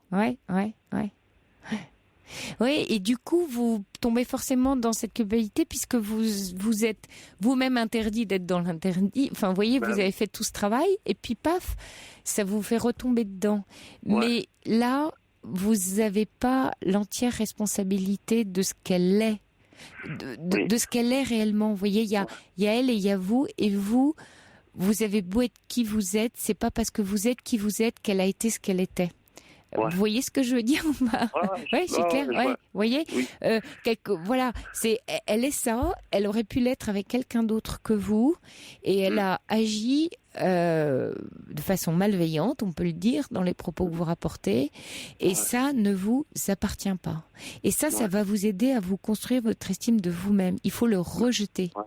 Comme un poison. Je pense que c'est une personne toxique pour moi. Oui. Et ça lui appartient. et pas à vous. Vous voyez là, je reçois un texto concernant une personne lunatique ne sait pas toujours contrôler ses mots, gardez le bon. Elle veut vous apporter malgré tout une aide profonde pendant vos durs moments. Oui, je suis tout à fait d'accord avec ça. Et puis, et puis en même temps, je me disais que c'est une infirmière. À partir du moment où j'ai commencé à aller mieux, elle a commencé à se désintéresser de moi en fait. Vous étiez plus dans son pouvoir. Vous étiez plus dans son pouvoir. Voilà, elle a eu peur de servir à rien. Voilà, c'est ça. Vous voyez ? Alors, tant qu'elle avait l'impression d'être très importante, elle vous a séduite d'abord. Ensuite, elle occupait toute la place, elle était votre centre. Et puis, vous avez commencé à défusionner, vous, et à vouloir sans doute une autre relation, plus correcte d'ailleurs, plus saine. Et elle, c'est pas ça qu'elle voulait. Elle vous voulait pour elle toute seule. Et quand vous vous êtes échappé, elle a commencé à resserrer les taux. Et du coup, à vous disqualifier, en plus. Vous voyez ? Vous étiez un nul parce que vous lui échappiez. Pourquoi vous étiez nul ? C'est parce que vous avez décidé de lui échapper. Et ça, vous savez, la fusion, ça tue l'amour. C'est pas de l'amour, ça. C'est pas ça, l'amour entre des êtres. Non. L'amour entre des êtres, c'est du partage, d'abord.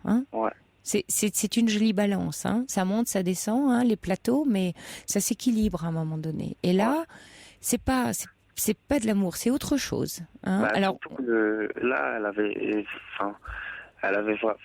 c'est elle qui avait le pouvoir surtout sur la relation. C'est elle qui avait vraiment le pouvoir, qui tenait les rênes. En fait. Et elle n'a pas supporté de plus l'avoir, ce pouvoir. Et du coup, elle a sorti le masque. Vous voyez ? Elle a pris l'autre méchant masque. Mais vous raisonnez très très bien, Julien. Vous voyez, vous avez les clés. Là, je reçois un très joli texto qui dit « Ne regrettez rien. L'amour nous rend fort, il nous rend faible, il nous rend fiers, il nous rend fous. » C'est très joli. C'est le point cardinal de tous les êtres humains. Mais oui. Et puis, ce sont des occasions de grandir, même dans l'adversité.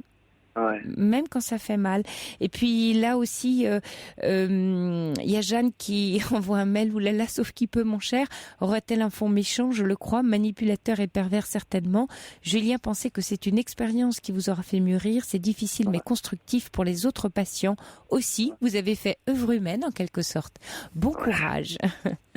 On vous souhaite bon courage, Julien, parce que et je vous remercie d'avoir appelé. Votre histoire était très touchante et je crois que vous êtes sur le bon chemin. Vous voyez, vous y êtes retourné, vous prenez en main et vous avez déjà toutes les pièces du puzzle. Vous les avez, les pièces. Maintenant, remettez-la bien en place pour pas vous laisser envahir, vous voyez, par toute cette méchanceté que vous avez reçue. Repoussez-la vaillamment. Comme un brave soldat. Je compte sur vous. Merci Julien de votre appel. Au revoir. C'est moi qui vous remercie. Bonne soirée. Merci. Au revoir. Au revoir. Europe 1, Sophie Peters.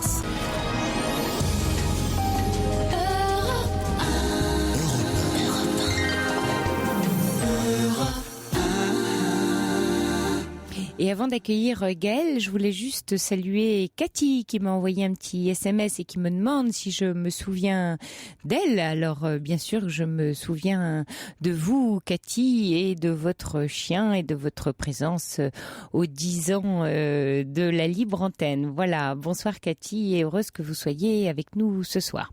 Gaëlle, vous êtes là ? Oui, bonsoir Sophie. Bonsoir Gaëlle.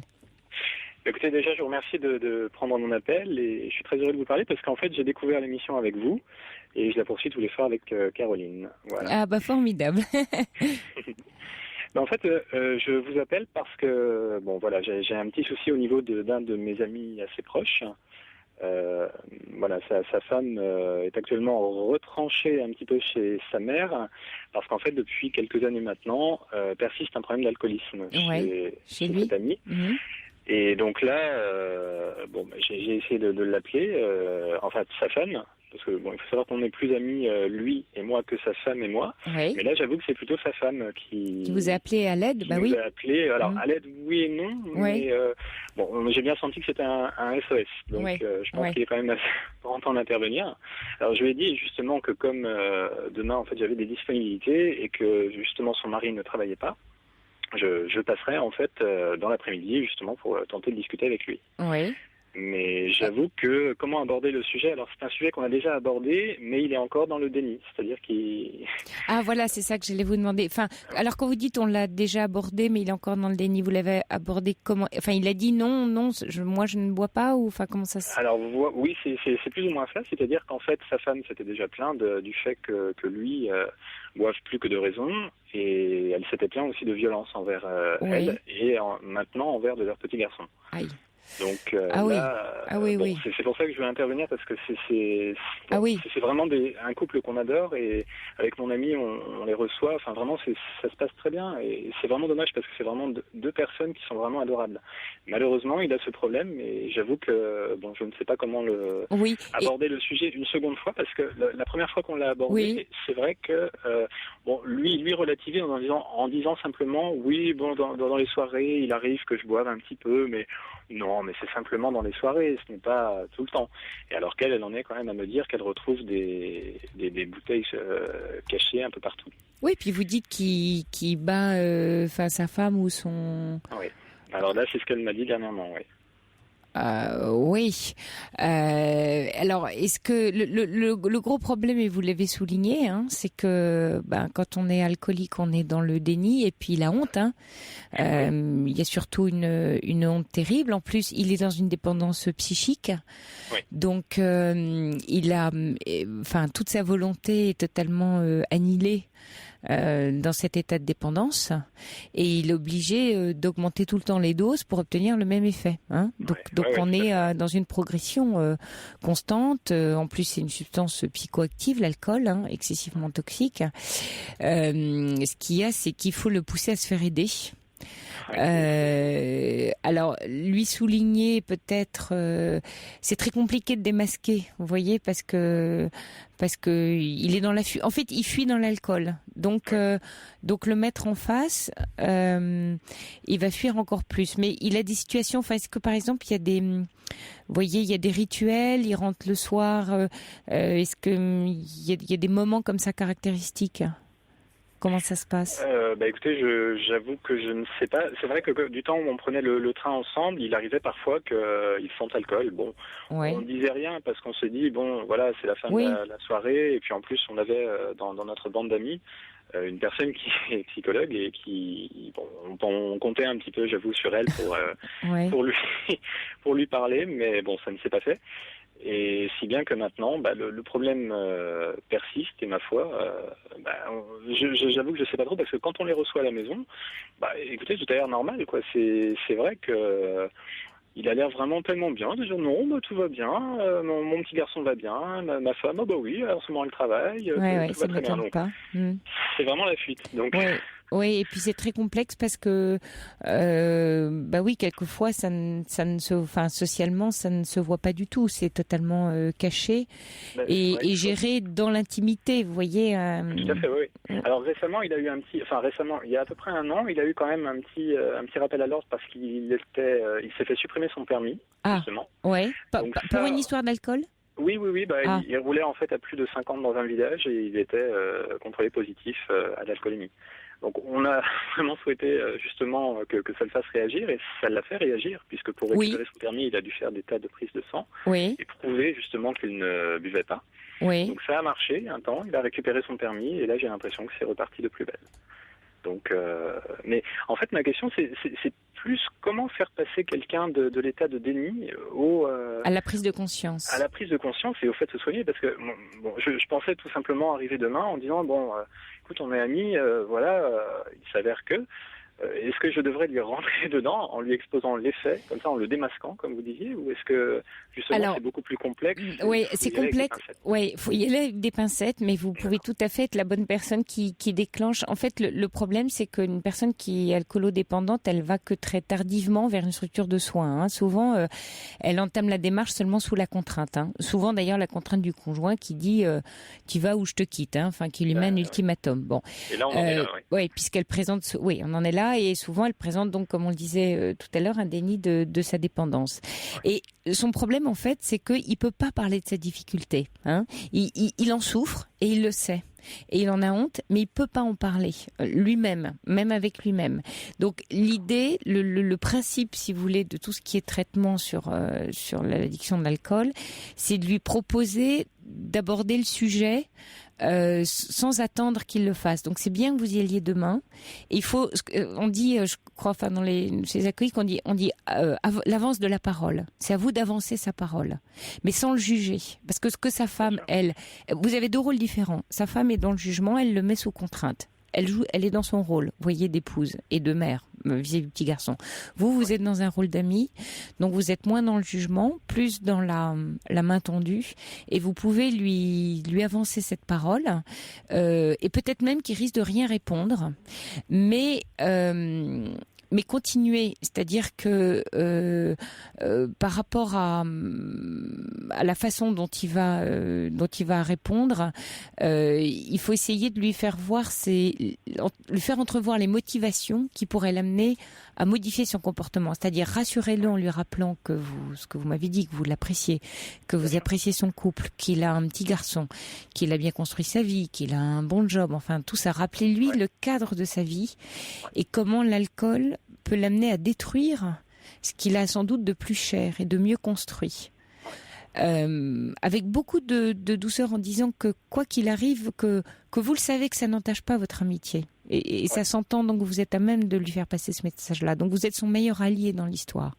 Mais que vous lui demandez au nom de votre amitié d'essayer d'ouvrir la porte, d'entrevoir le problème et de commencer une démarche et d'écouter sa femme, sinon il va vers la catastrophe. Alors c'est pas la menace, hein, quand je dis agiter le chiffon rouge, mais pas la menace. Mais là, il a besoin d'être aidé. Oui, absolument. Là, s'il commence à aller vers les coups, il faut qu'il soit accompagné dans un sevrage. Je cherche, il y a un magnifique... Ah oui, voilà, il y a un film extra. Vous pourriez peut-être apporter le DVD si vous le trouvez demain matin, voire le regarder avec lui, qui s'appelle Un dernier pour la route, avec... attendez, je vais vous le rechercher. Jacques Gamblin. Je crois qu'il joue dedans, mais en fait c'est je vois la tête de cet acteur où en fait c'est toute l'histoire d'un homme qui est effectivement mené par ses proches et par sa femme. J'ai trouvé, c'est avec François Cluzet. C'est pas Gamblin, c'est François Cluzet qui est le héros du film. C'est un film de Philippe Godot et ça s'appelle Le dernier pour la route. Et en fait, c'est l'histoire d'Hervé qui est patron d'une agence de presse qui décide d'en finir avec l'alcool. Et en fait, il va, en s'extrayant, si vous voulez, des autres, il va réussir à combattre sa dépendance. Et le film est très, très, très doux.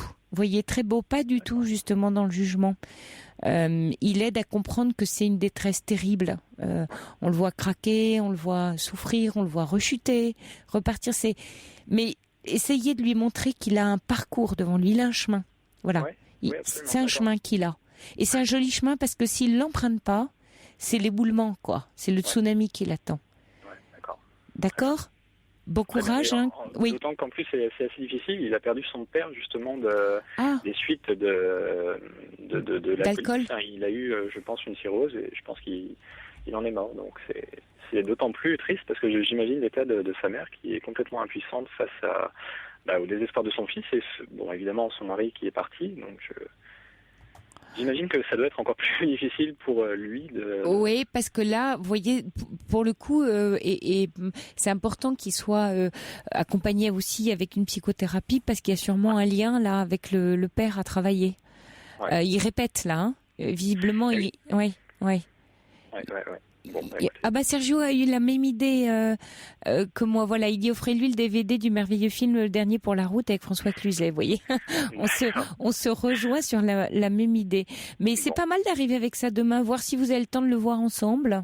Ça peut être une entrée en matière, hein, pourquoi pas. Tiens, j'ai apporté un DVD. Enfin, je vous dis ça comme ça, mais allez-y, avancez la parole. Voilà, avancez la parole demain. D'accord, Gaël. Bon courage à vous. Écoutez, merci beaucoup, Sophie.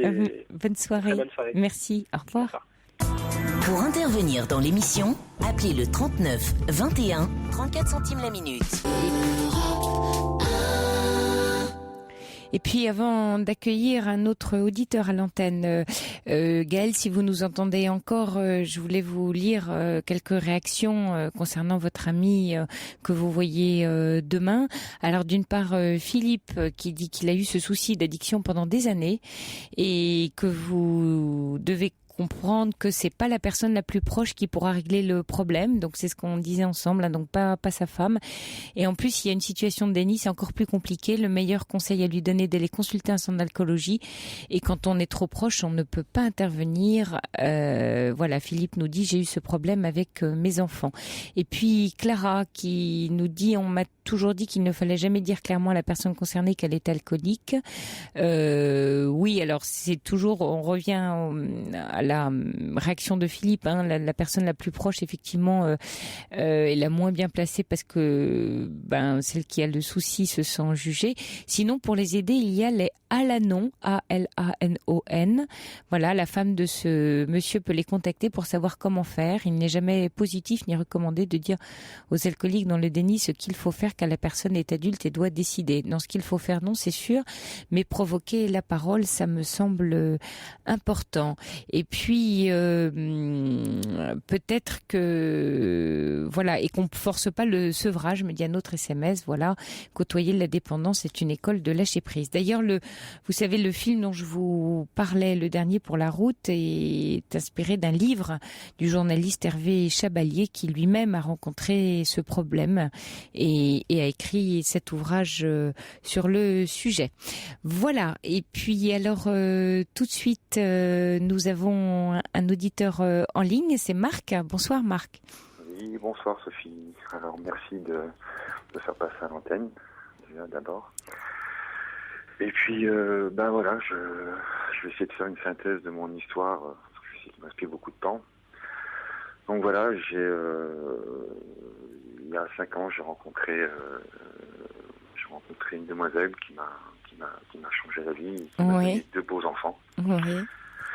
Et malheureusement, nous nous sommes quittés parce que nous nous sommes aventurés dans ce monde ambigu qu'est l'échangisme. Oui. Alors, ce qui a été le plus difficile dans tout ça, évidemment, c'est que c'est moi qui l'ai emmené à ça. Et le plus dur, ce qui est un peu compliqué, c'est que nous l'avons fait avec mon meilleur ami. Oui. Donc l'histoire maintenant, c'est que elle m'a quitté et elle est avec et maintenant, au jour d'aujourd'hui, ils sont tombés amoureux. Et voilà. Et vous avez l'impression que tout ça est de votre faute et que vous avez tout provoqué, tout perdu d'un coup? Complètement. Disons que le sentiment de culpabilité, il est énorme, il est pesant, voilà. J'ai été voir des psychothérapeutes. Oui. Et qu'est-ce qui disent que je ne suis pas coupable, Et vous en pensez quoi? Oui, justement, par rapport au travail de psychothérapie que vous avez fait, qu'est-ce que vous y avez découvert? Une personne très complexe. Ah oui, comme on est tous, hein. Je vous rassure, ça détend. Voilà, une personne très complexe. Et oui, disons qu'il m'a donné les clés pour essayer de comprendre un peu où nous en sommes arrivés, mais je pense que j'ai encore un travail un peu plus approfondi de savoir pourquoi j'ai agi comme ça, pourquoi je suis comme ça, pourquoi j'ai emmené la femme que j'aimais à vivre ce qu'elle a vécu, et voilà. Donc, parce que pour dépasser cette culpabilité, le travail sans doute que vous avez à faire là, dans l'immédiat, c'est d'assumer, c'est pas tant le pourquoi, parce que le pourquoi, la réponse, vous savez, souvent des psys, on dit pourquoi, parce que c'était votre besoin, c'était à ce moment-là ce que vous souhaitiez, c'était votre besoin, votre désir. Enfin, on fait pas les choses comme ça, on fait les choses parce qu'on les souhaite, les désirs, de façon inconsciente ou consciente, hein. Ouais. Plus compliqué toujours quand c'est inconscient. On fait beaucoup de choses de façon inconsciente, hein. On agit beaucoup. Et c'est ces actions inconscientes qui sont les plus difficiles à assumer après. Parce que quand on ouvre un peu les yeux ou la boîte de Pandore, on se dit, mais mon Dieu, pourquoi? Et vous en êtes là. Alors, le pourquoi, il s'apaise par tout un travail de réappropriation de l'acte inconscient, en allant chercher où il s'accroche, parce qu'il s'accroche bien quelque part. voyez, sans juger. Hein. L'idée, c'est pas de dire, ah là là, je suis le dernier des imbéciles, j'ai fait la bêtise de ma vie, parce que là, vous partez dans une spirale descendante et que vous n'y trouverez rien, surtout. C'est pas ça qui va vous aider. Ce qui peut vous aider, c'est d'aller rechercher, voilà, un peu comme vous avez commencé à le dire d'ailleurs, hein, où ça s'accroche, où se nourrissait ce besoin, ce désir, et vers quoi ça ouvre.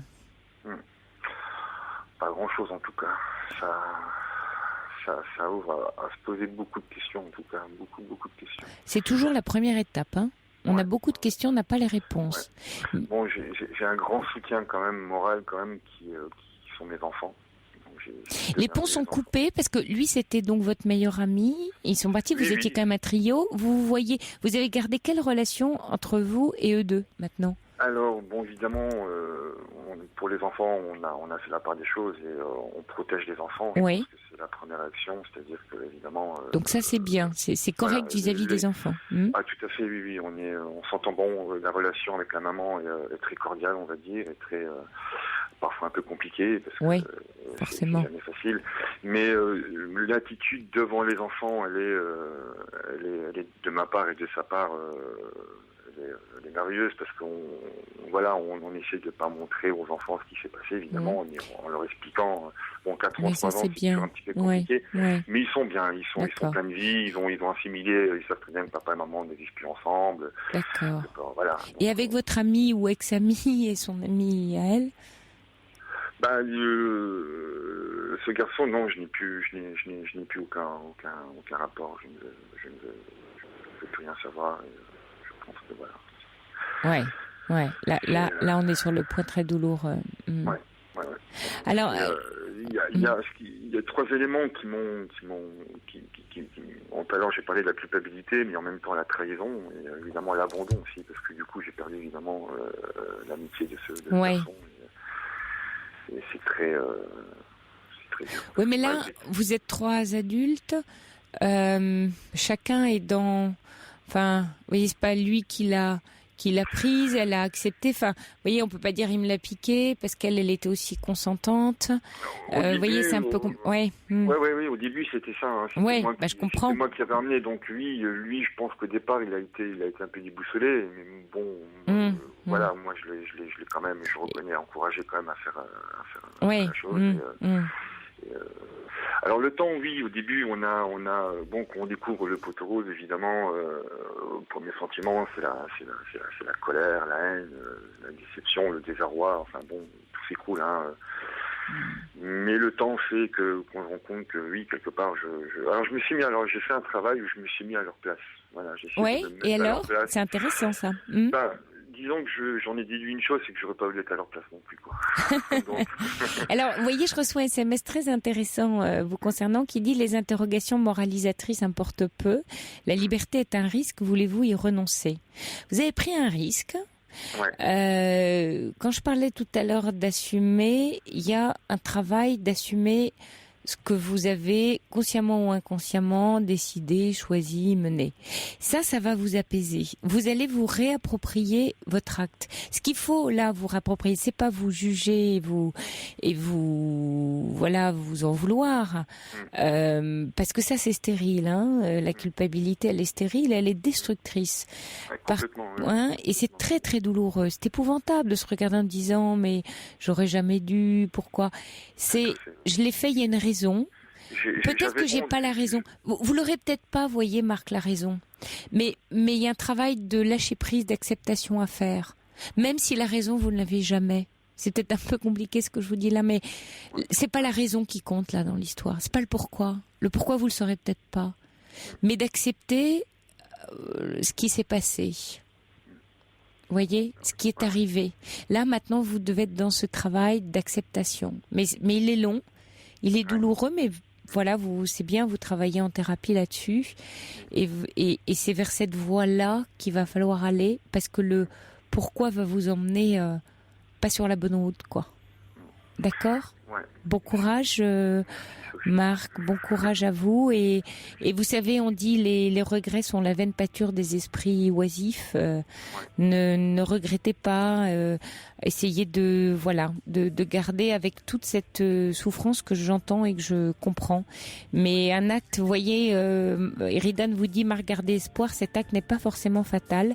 J'ai une amie qui pense qu'on revient souvent vers celui ou celle qui nous aime. Effectivement, vous savez pas la suite de l'histoire. Et la vie est longue. Hein, encore à écrire. Voilà. Bon courage, Marc. Merci de nous avoir appelés. Bonne nuit à vous. Merci de m'avoir écouté. Bonsoir. À demain. À demain, chers auditeurs.